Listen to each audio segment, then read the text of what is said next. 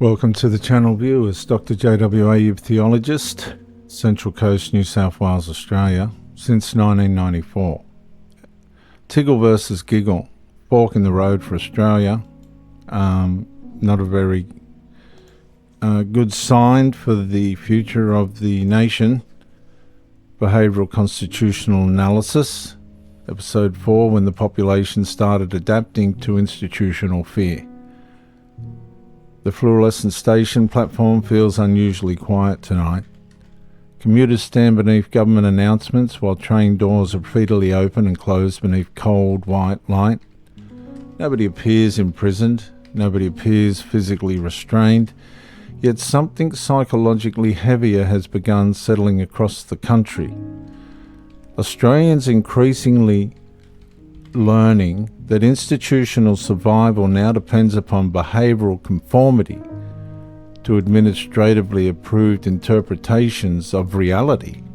And that is where authoritarianism becomes difficult to recognise, because modern totalitarian systems rarely introduce themselves honestly. They emerge disguised as safety, inclusion, protection, well-being, procedural fairness, and harm prevention. The Tickle versus Giggle conflict exposed something psychologically larger than competing legal rights. It exposed the accelerating expansion of institutional authority into the regulation of language, perception, recognition, thought boundaries, and permissible reality interpretation itself. The HR employee silently completes mandatory terminology modules she no longer fully understands. The teacher avoids observable biological references that previously required no psychological calculation at all. And the journalist carefully edits language before publication to avoid reputational destruction and possible personal catastrophe. Yet the university student learns early. Institutional advancement increasingly depends less upon truthful recognition and more upon ritual compliance with evolving administrative doctrine. And that behavioural condition matters because populations gradually adapt to authoritarianism long before they consciously recognise they are adapting at all. Not through immediate brutality, not through psychological exhaustion, through procedural dependency, through semantic policing, through reputational intimidation, through fear of social erasure, and most importantly, through the normalization of institutional authority progressively claiming jurisdiction over reality categories once considered beyond administrative ownership. And that is the catastrophic constitutional threshold quietly bleeding underneath modern Australian life. The law no longer merely restrains harmful conduct. It increasingly conditions permissible cognition itself. Citizens begin learning what observations feel dangerous, what truths feel professionally unspeakable, what recognitions require internal suppression, and what language must be publicly performed regardless of private conviction.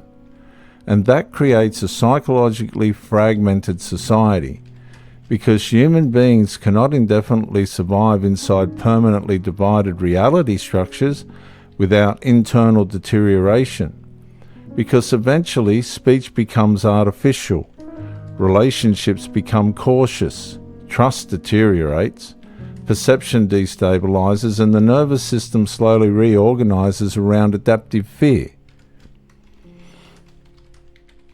The train departs again into the tunnel darkness. Passengers remain motionless beneath flickering fluorescent light while illuminated screens wash blue reflections across exhausted faces. and the country still outwardly appears stable, but beneath the ordinary continuity, another atmosphere steadily expands. Institutional slight becoming institutional sovereignty. And that is the deeper authoritarian underlay most citizens instinctively feel but struggle to articulate clearly.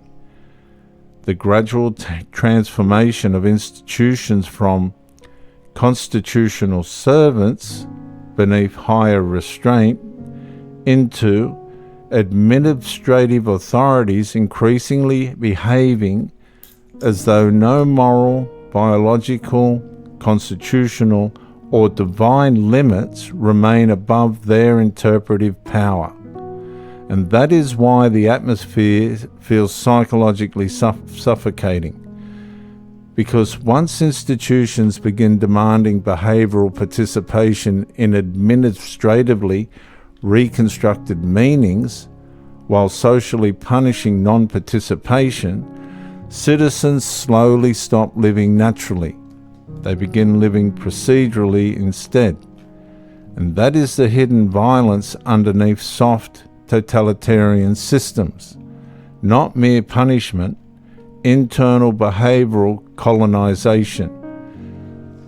The constitutional inheritance of Australia originally assumed truth preceded government, created reality constrained authority, law recognised limits, and human institutions operated beneath divine sovereign restraint rather than replacing it.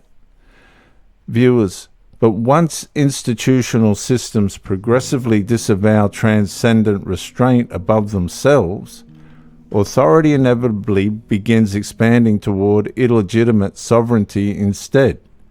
And that expansion never stops at language alone, because power detached from higher restraint progressively seeks interpretive control, behavioural compliance, psychological submission, and eventually moral ownership over reality recognition itself. And Tickle versus Giggle proves Australia is in this condition. The final danger, viewers, is not merely legal confusion. It is civilizations gradually adapting to institutional unreality so completely that future generations no longer remember what psychological freedom once felt like.